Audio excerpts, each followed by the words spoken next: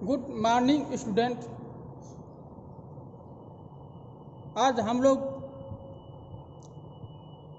Transformer का शीतलन के बारे में जानेंगे। कूलिंग ऑफ ट्रांसफार्मर के बारे में जानेंगे। शीतलन की आवश्यकता।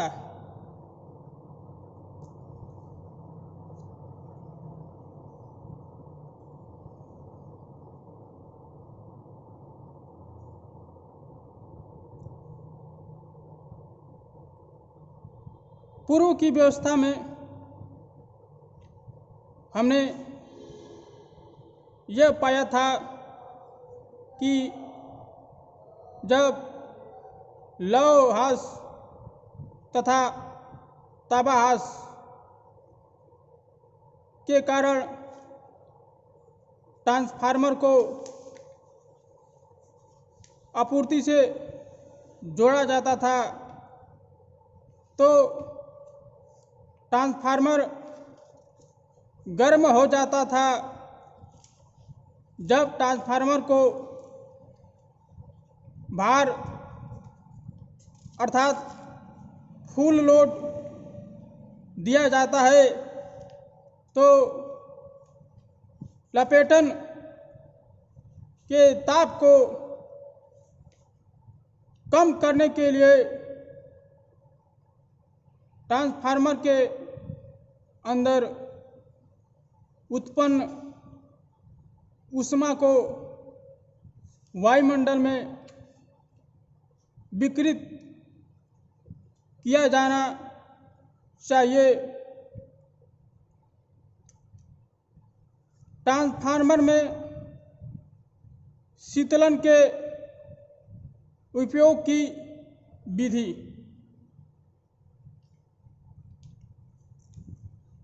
ट्रांसफार्मर के शीतलन में उपयोग हुई विधियां निम्नलिखित हैं। ट्रांसफार्मर के साइज, अनुप्रयोग तथा स्थान पर निर्भर करते हुए किसी भी एक या दो या अधिक विधियों के संयोजन को अपनाया जा सकता है। ट्रांसफार्मरों की शीतलन विधियां अर्थात कूलिंग ऑफ ट्रांसफार्मर्स मुख्य रूप से शीतलन विधि को दो भागों में बांटा गया है।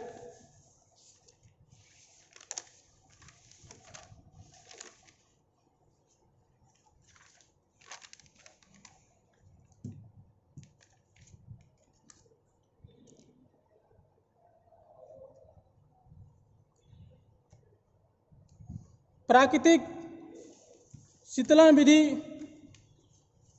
कृत्रिम शीतलन विधि। अब हम लोग प्राकृतिक शीतलन विधि के बारे में जानेंगे।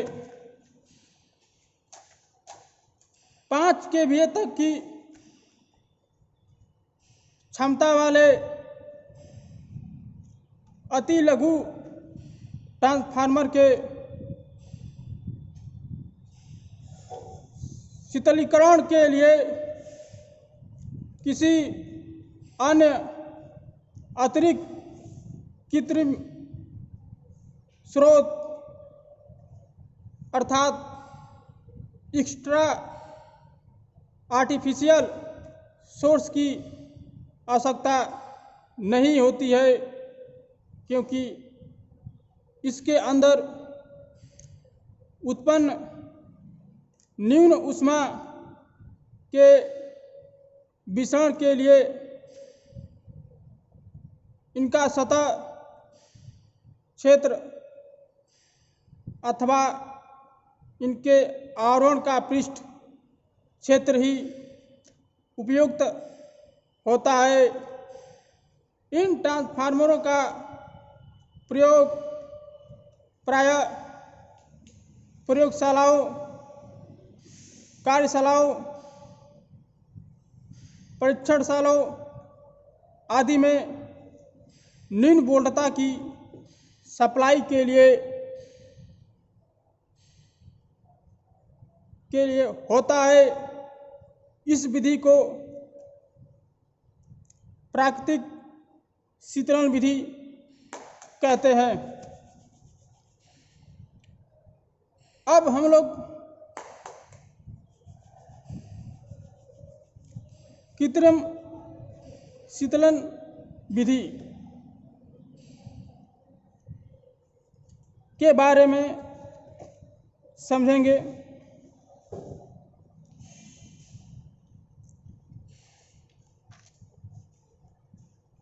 10 kVA से अधिक क्षमता वाले अर्थात बड़े ट्रांसफार्मर के शीतलीकरण के लिए शुष्क वायु अर्थात ड्राई एयर, विद्युत रोधित तेल अर्थात इंसुलेटिंग ऑयल, कृत्रिम ठंडे पानी अर्थात कोल्ड वाटर आदि कृत्रिम स्रोतों की आवश्यकता होती है, जिनके द्वारा ट्रांसफार्मरों को कृत्रिम शीतलन प्रदान किया जाता है।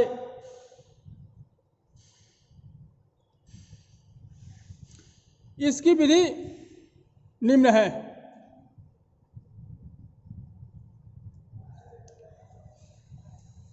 पहला विधि के बारे में हम लोग जानेंगे। पहला विधि जो आपके सामने ये लिखा हुआ है, वायु का झोंका विधि।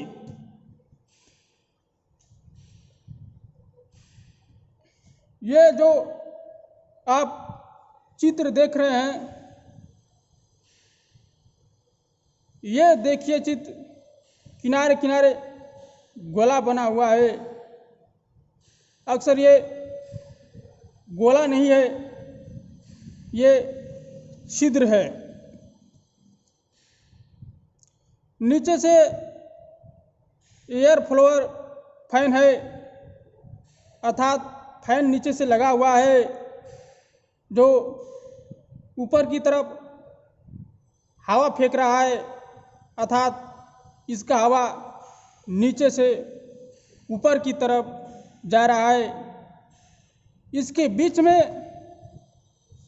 जो वायरिंग दिख रहा है, कोर दिख रहा है, वह हवा से टकराता है, जिससे हवा उसको ठंडा कर देता है अर्थात वाइंडिंग को ठंडा कर देता है, कोर को ठंडा कर देता है। ये जो तीर दिख रहे हैं, ये तीर हवा को प्रदर्शित कर रहा है। ये जो दिख रहे हैं दाहिने की तरफ तीर, ये भी हवा है। इस छिद्र से हवा निकल रहा है। बाएं की तरफ देखिए, यहाँ भी छिद्र है, जो तीर का निशान दिया हुआ है। यहाँ से भी एयर निकल रहा है। और देखिए चित्र में ध्यान से, ऊपर 5 छिद्र बनाया गया है, जो एयर निकलता हुआ दिख रहा है। ये इसके बारे में नीचे बताया गया है।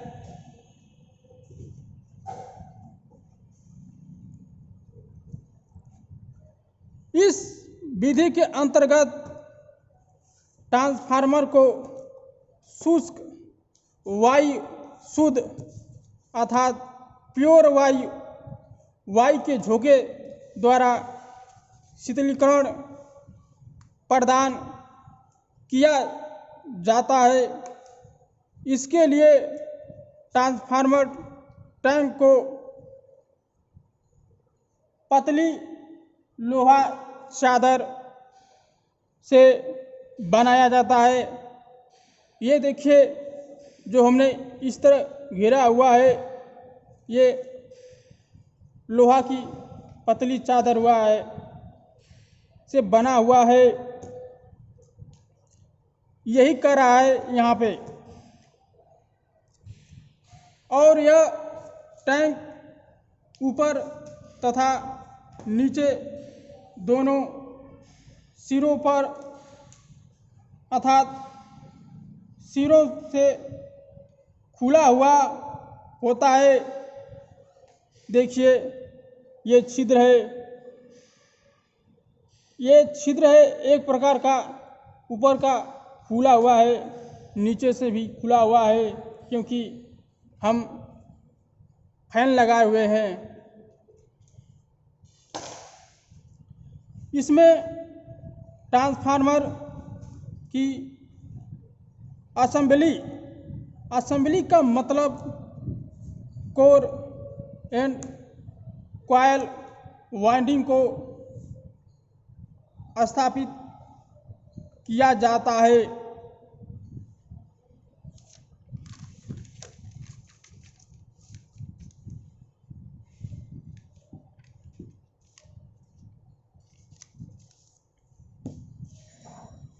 और शुद्ध धूल रहित तथा शुष्क नमी रहित वायु का झोंका सतत मतलब कंटिन्यू प्रदान किया जाता है। इस विधि के अंतर्गत सबसे बड़ी कमी यह है कि वायु का झोंका के साथ आने वाली धूल के कण तथा नमी प्रत्यक्ष मतलब डायरेक्ट वाइंडिंग के संपर्क में आने के कारण विद्युत रोधन क्षतिग्रस्त हो जाता है। अब हम लोग प्राकृतिक तेल झोंका विधि पढ़ेंगे।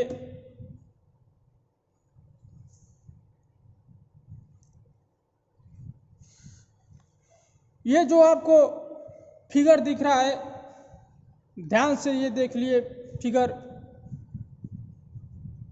ये जो डॉट डॉट जो दिखाया गया है, यह ऑयल है अर्थात तेल है। किनारे से जो पाइप की तरफ मुड़ा हुआ है, ये नलिका है। ये जो बीच में आपको चित्र में दिख रहा है, ये कोर है। ये जो बगल में चीना खींचा हुआ है पाई की तरह, ये वाइंडिंग को दर्शा रहा है।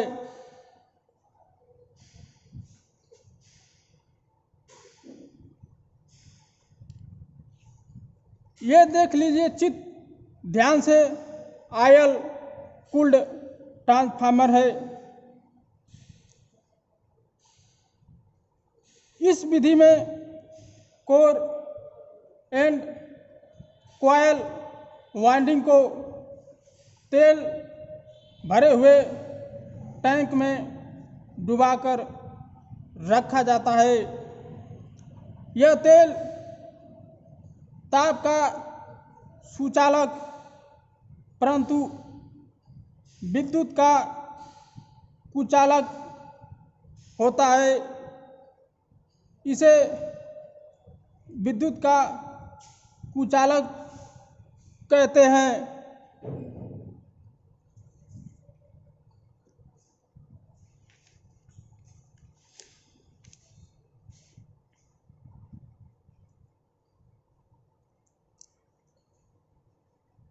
इसे विद्युत रोधी तेल अर्थात इंसुलेटिंग ऑयल कहते हैं।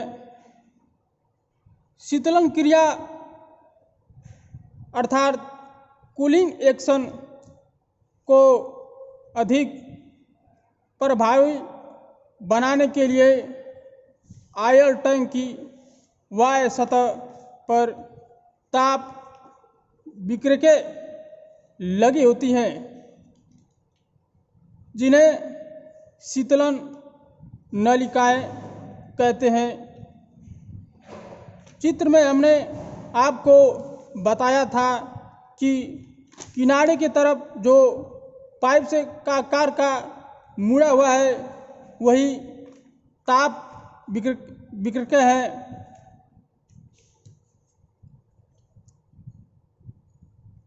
आजकल इस विधि का प्रयोग विद्युत केंद्रों तथा उपकेंद्रों पर 2 MVA तक क्षमता वाले ट्रांसफार्मरों के शीतलन के लिए सर्वाधिक होता है।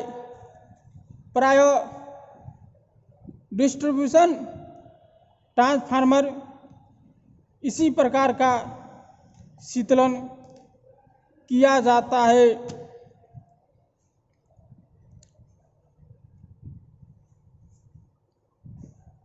सी अर्थात तीसरा नंबर, तेल और जल शीतलन विधि।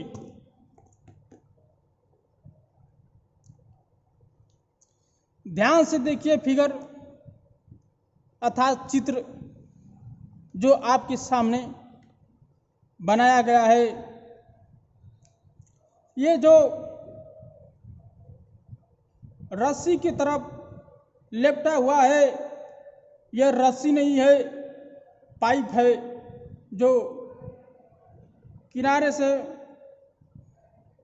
मुड़ते हुए फिर दोबारा मुड़ते हुए फिर से आगे होते हुए बाहर निकल जाता है। दरअसल इसमें कोल्ड वाटर अर्थात ठंडा पानी प्रवाहित किया जाता है और इस तरह पानी घूमते हुए बाहर निकल जाता है और ये गर्म वाटर निकलता है। यहाँ से जो आपके सामने डॉट दिख रहा है, दरअसल आयल है। ये जो आपके सामने किनारे दिख रहा है वाइंडिंग है अर्थात कुंडलन है। बीच में जो दिख रहा है ये कोर है। जब आयल गर्म हो जाता है तो पानी से टकराता है, क्योंकि पानी हमने स्टार्टिंग में ठंडा दिया था अर्थात ठंडे पानी सप्लाई दिया था। तो गर्म आयल उस पाइप से टकराता है जिससे आयल ठंडा हो जाता है, लेकिन ठंडा पानी गर्म होकर बाहर निकल जाता है।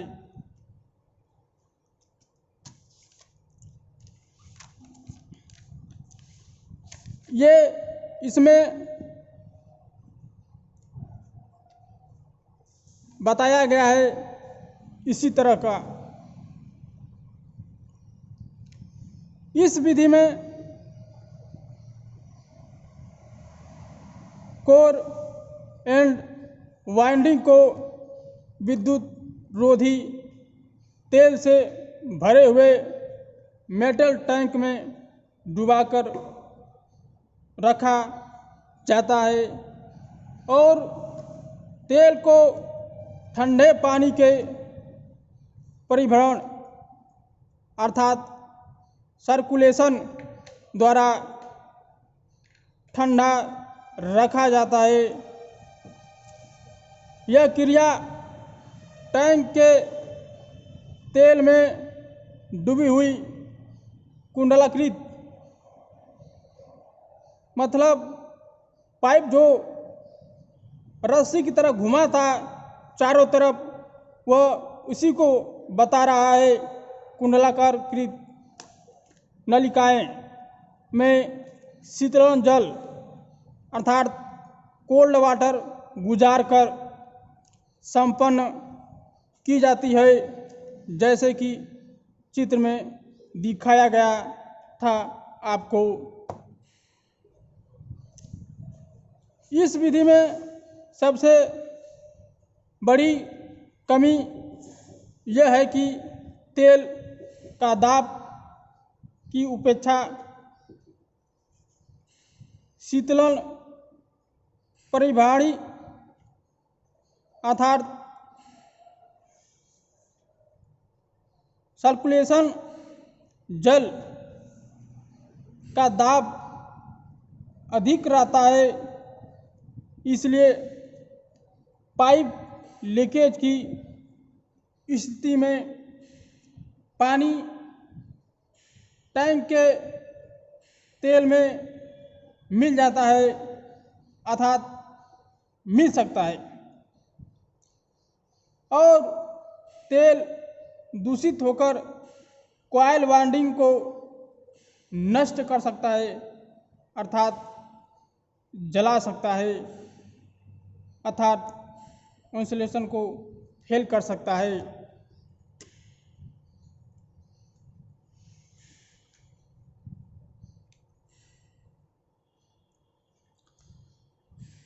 कल जो हम वीडियो आपको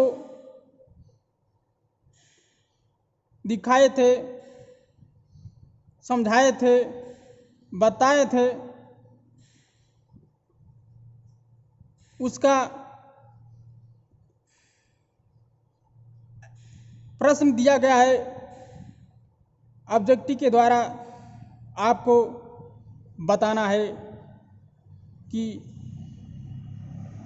कौन सा उत्तर सही होगा। एक प्रश्न का चार विकल्प होगा। पहला प्रश्न, स्कॉट ट्रांसफार्मर के मुख्य ट्रांसफार्मर के प्राथमिक वाइंडिंग को कितने भागों में विभाजित किया जाता है? ए ऑप्शन 3 भाग में, बी ऑप्शन 8 भाग में, सी ऑप्शन 2 भाग में, डी ऑप्शन कोई नहीं। ध्यान दीजिए आप लोग, हमने पिछले वीडियो में बताया था कि मुख्य वाइंडिंग को 2 भागों में विभाजित करते हैं स्कॉट ट्रांसफार्मर में, तो ये हमारा उत्तर सी होगा, 2 भागों में।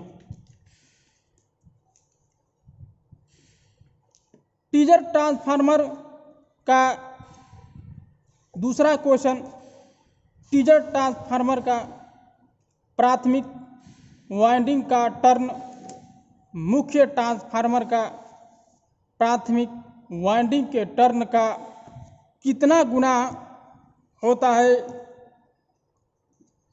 ए option 8, B option 0.866, C option 20, D option कोई नहीं, तो हम पिछले वीडियो में बताया था कि मेन ट्रांसफार्मर का प्राइमरी वाइंडिंग का टर्न से टीजर का प्राइमरी वाइंडिंग का टर्न 0.866 गुना होता है। इसलिए इस प्रश्न का उत्तर ऑप्शन बी होगा। ये देखिए हमने ट्रिक लगा दिया आपके सामने। आज के लिए वीडियो देखने के लिए धन्यवाद।